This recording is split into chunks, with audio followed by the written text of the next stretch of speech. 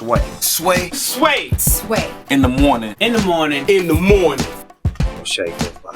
Wake your punk ass up. That crust out, y'all. Wow. Season 19 premieres September 19th. Easily everyone in this country, he is a household name and has informed us in one way or the other. Yes.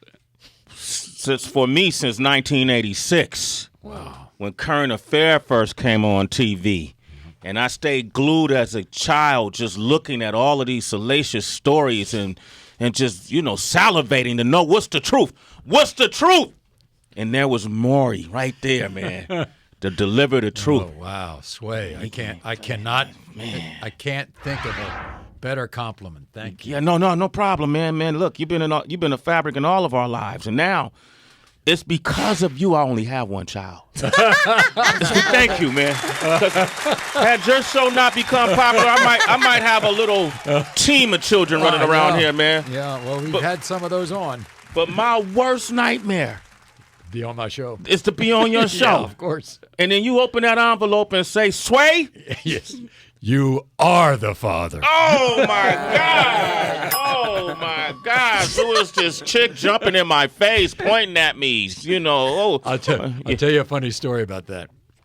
I have a friend of mine who loves caddies and plays golf. And in all the caddy shacks, apparently, my show is on all the time. Wow. So he's listening, and one caddy is talking to the other, and they're watching my show, and the caddy says, anybody ever accuse you of being the father of their baby? He said, oh, yeah, all the time. He says, well, what do you do? He says, I tell them all the same thing. I ain't the daddy till Maury tells me I'm the daddy. Yeah, that's it, man. Maury walked in today. The first thing I said to him, hey, Maury, I'm not the father, dog. Don't come on the show talking that shit. But let me ask you something, because Current Affair, it was the first TMZ. Oh, yeah. Right? Yeah, it was not only the first TMZ, I think, because we pushed the envelope. We were doing stories no other newscast was doing, that we changed the way TV news was produced and presented. I mean, when they found out that we were so popular, I mean, I'll never forget the daughter of the executive producer of 60 Minutes was on my show, and she was working on my show, and he was fascinated with my show. And so all the legitimate newscasts all of a sudden paid attention to the stories that they had thrown in the trash. Wow. And we were presenting as big-time stories. Yeah. I mean, Jim and Fannie Jim and Tammy Faye Baker. Tammy Faye Baker. Tammy Faye and Jim and Nightline ended up doing that story every single night for a month. They would have never done that story if they didn't know that we found it. Wow. I mean, it was unbelievable. And so all of a sudden, all the networks started taking notice of us. And TMZ and Harvey. Yeah. Harvey worked on my show. Harvey worked on my show after I left, but he was there. Of course. And that's where he cut his jib. Oh, so Harvey is a biter. Oh, sure. Oh, sure. If there was no Maury, there would be no Harvey. No Harvey. I knew it, Harvey. I knew it. And you know Harvey, right? Yeah, I know Harvey. I like Harvey, man, what they do over there at TMZ. I'm going to tell you, when that Michael Jackson story broke, I was doing MTV News, and I remember we sat on it for hours, and I was like, yo, listen, man, TMZ is all over it, already got it. And I think once that happened, that just changed the trajectory because it gave them the credibility it needed. Absolutely. Yeah. When you break a legitimate story, you are legitimate. You become legitimate. Yeah. I mean, it's like the National Enquirer with the Lewinsky story in the 90s. It was, I mean, it's always, it always comes from the outer space somewhere, and then you get legitimacy.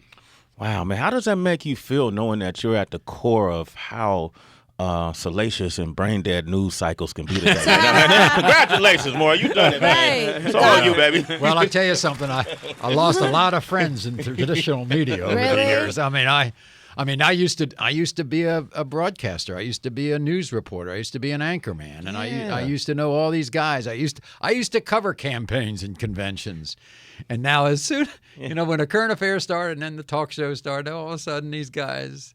Oh, hi, how are you? Oh, used to be my best friends. Oh, hi. Yeah. From afar, from across the room. It was a wave from across the room. They were scared to talk to you, too, right? Yeah, they didn't respect it. No.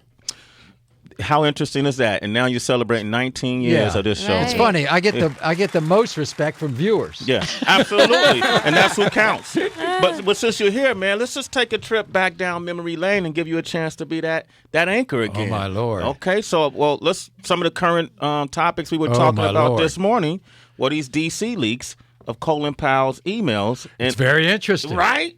Now, well, didn't you really have a feeling that they really didn't like each other? Yeah. Well, I always thought that there was coolness between the two of them. Yeah. I think that he hired her because he could keep watch on her. Yeah. And keep her out of, for 8 years, keep her out of, if things went wrong for him, criticizing him. Now, we're talking about President Obama and Hillary Clinton, yeah. and this was revealed through Colin Powell. Keep your friends close, keep your enemies closer. I mean, I really believe that. Yeah, yeah. And she is just I think she thought she was going to win that election in 2008. Yeah. She, if you go back and think about the history, he was like a 1% candidate a year before the election. Mm-hmm. I mean, he had to come up, on his own remarkably. I mean, he was like a cyclone. Mm-hmm. And I think he embarrassed her.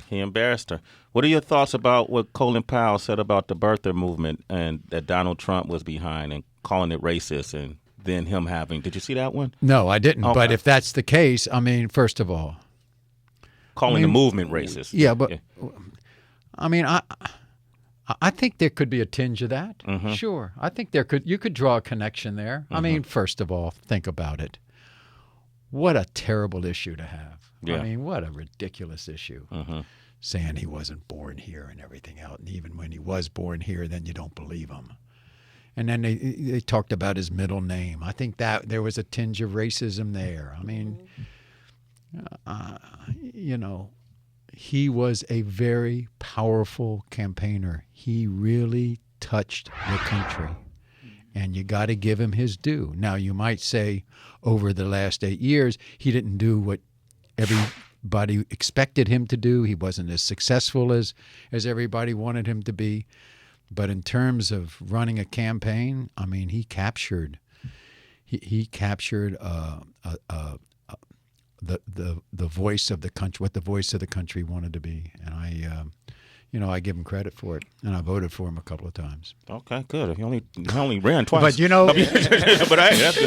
but I'm a strange duck because my politics is very different. I also was a very good friend of George W. Bush's, and I voted for him twice, and I think he was a decent man.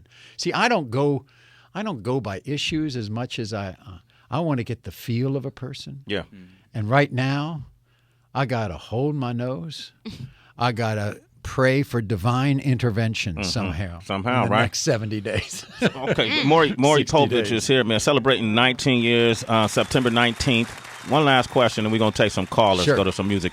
The next time you hear the national anthem, will you take a knee or will you stand and salute? Well, I'll probably stand and salute, but I want to tell you something. I respect those who take a knee. Talk about that. Why is that? Because I feel that I go way back in terms of protests. I mean, I go to the days of Martin Luther King, and to me, any legitimate issue, and this is a legitimate issue, and you have a protest and you are nonviolent, go for it. Yeah. Do it. And this, to me, is a nonviolent protest, and I don't think I think those people who think about this say, if that's when you want to do it, fine. As long as you respect the flag, you can kneel and still respect the flag. And still respect the flag. As I think Colin Kaepernick Yeah, I think this is a very legitimate issue, and he has that right. We've had like people who served in military because the question was, what's disrespecting the military? Right. And people, veterans from years ago to now, have all said, no, that's what we fought for. Right. For his right to stand or kneel. I think any thoughtful person in the military would think the same thing. Maury Povich, what it feel like doing hard news, man? I was in the company of a former presidential press secretary the other night, and we were talking politics, and my juices were flowing, and I'm going, oh, Lord, I wish I was back in it right now. It would be fun. Yeah, especially when those emails came out. Oh, man, we've been all over that, man. Hey, but, man, you know what? You still got those DNA results, man. That's keeping you paid, all right? Exactly. We're going to open up the phone lines, 888-742-3345. Maury Povich is here. Sway in the morning, shade 4-5. Maury Povich. Y'all forget this dude. He really does hard news. Putting to work, man. I felt good for Maury. Yeah. So, like MJ coming back on the court. Blood started rising. Yeah, I saw it, man. So who was Maury's competition? What was the guy that used to smoke and scream on everybody?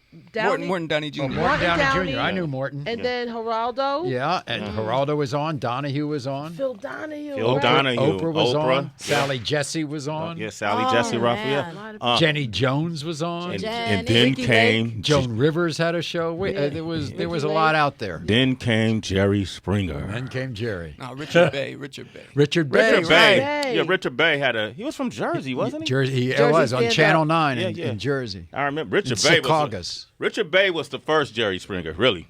That's right. And then Jerry Richard and I went back. Yeah. Morton and I went back. I was pretty straight back then. They were tipping the envelope back there.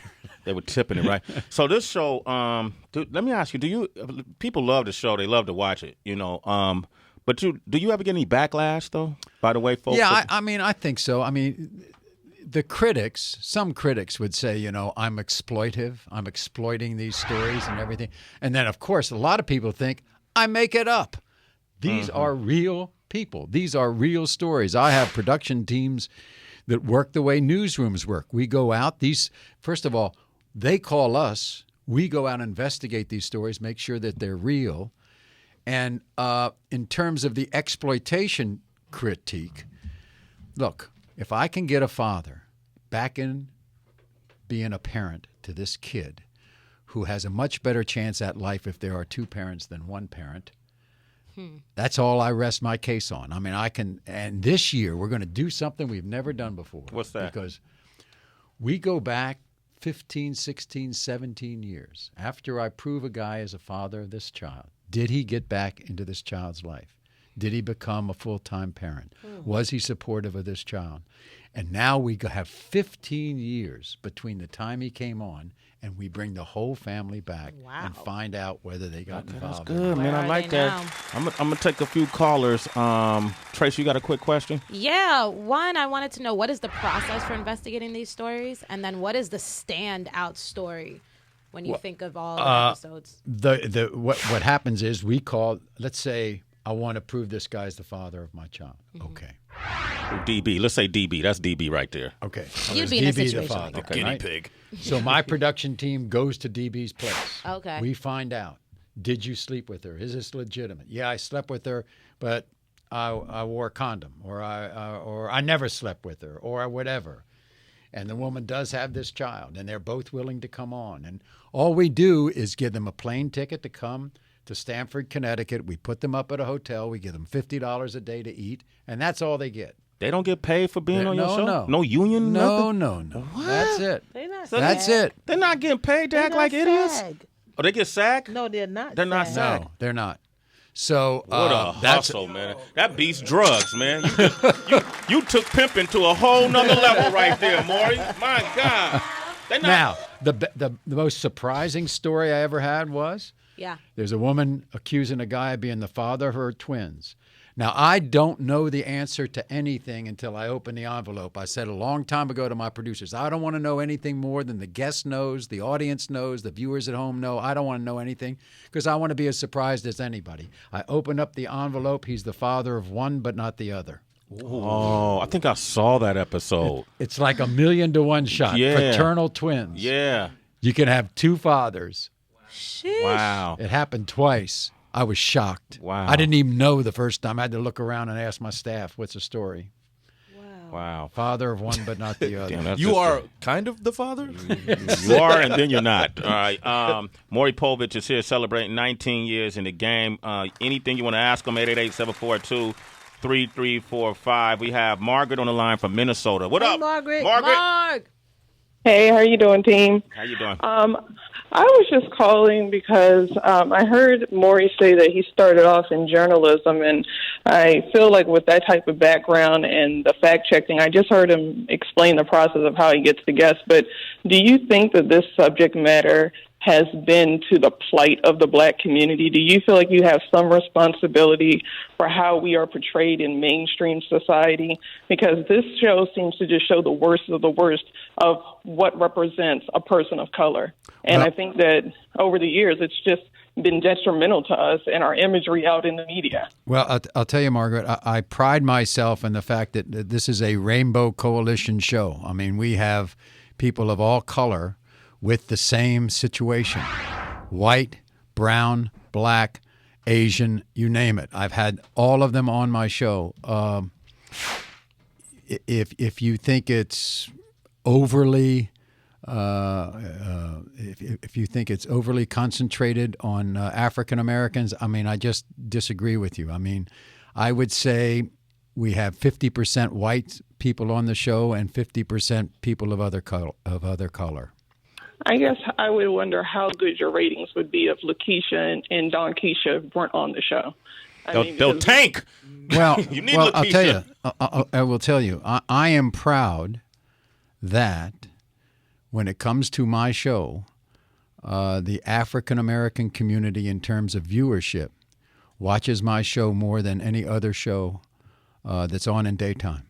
We have the highest African American viewership, and I'm proud of that because I'm not African American. And I've always said to myself, I don't understand the connection that I have had to this community. My experience is not with the African American community. I did not grow up surrounded by African Americans, but I believe that somehow there's a common human instinct that they feel that they can trust me, that they feel safe with me, and that they feel they can unburden themselves with me as the host. And I find that as a compliment and not a detriment. What kind of work have you done as a result of that inside the African American community? Well, I mean, I have spent a lot of my time and my money and my support in education and scholarship programs, not only in my former high school near Washington, D.C., and my college at the University of Pennsylvania and at the University of Maryland, where my wife went, and charter schools in New York and Connecticut. I have put a lot of support always in scholarship within the community so that the schools don't get away from the community, and they must be people people of color. Yeah. And people who did not have the advantage of going to schools like that. Maury Povich. Okay, that's good to know, Margaret. what's Thank you for the up. call. All right, we're going to do one quick thing with DB. But I got this call I want to take, Mike Muse, because it's a conversation we were having this morning about the Standing Rock Sioux tribe, native to this country, and what's going on with this pipeline. Byron from Utah is on the line. Byron, what's your question real quick? Hey, how's it going, guys? Congratulations, Maury, on your 19 years. Thank you. Just want to say that. But I was going back on the no violent protests. That's what's going on in Dakota right now for the pipeline. But what the police officers are starting to do is pull out, riot gear, their assault rifles.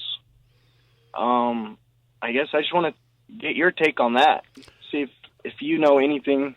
You know what's going on with the pipeline? I know that there have been some protests and things like that because I have a home in Montana, and though I'm not near where the where there's a lot of fracking going on in eastern Montana and North and South Dakota, I can tell you this. I think we have learned from Ferguson that you better properly, as law enforcement, deal with the situation in a way that you do not make it worse. And I think there's becoming a sensitivity around the country. You know, they're not bringing out the tanks or all of a sudden there with nonviolent protests. But when you put on riot gear, you better have a pretty good reason to bring it out. That's all I can say. All right, thank you, Maury. Thank you. Do we got time for no? DB, I apologize, man. It's okay. I don't have a father either. Damn. DB, don't tell me that. You don't tell your father that. What would you do? One thing you want to ask him. He has to go, but go ahead. What would you want to do?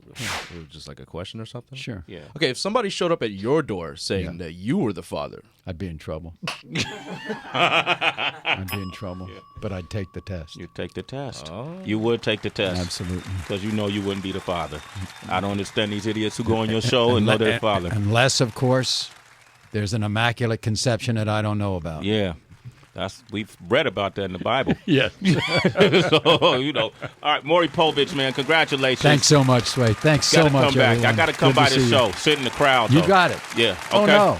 I'll tell you what. Yeah. We do a caught on tape show. Yeah. You're going to be there. Oh, you gonna put the girl in the green room? No, you're going to be there, baby. Oh, okay, I can be there? Yeah, you're going to do the caught on tape stuff. You're going to do. Oh, I can throw it at you? Yeah. Oh, yeah. You're going to do it. Yo, I'm down, man. Hey, I'll do that with you, bro. All right, man. Maury Povich, yo. I've seen that, too, before. All right. Okay, this clip is a guy. Yeah, I got you, man. I got you, man. Thank you, Maury. And congratulations on your success. Up next. Who cares? Yeah, all right. Something's up next. Sway in the morning, Shade 45. Don Tripp, what up? It's Sway in the morning, only On Shade 45.